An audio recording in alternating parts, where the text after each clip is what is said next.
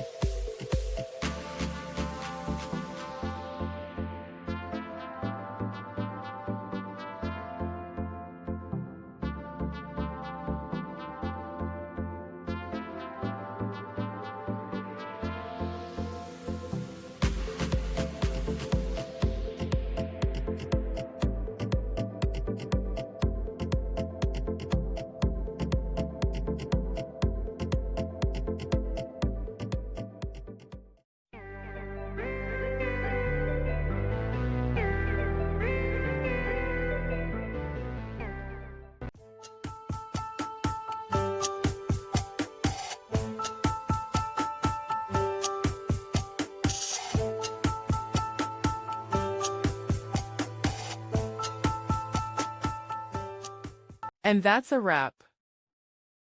I hope you found the answer you were looking for. If you did, take a second to hit that subscribe button. It really helps out.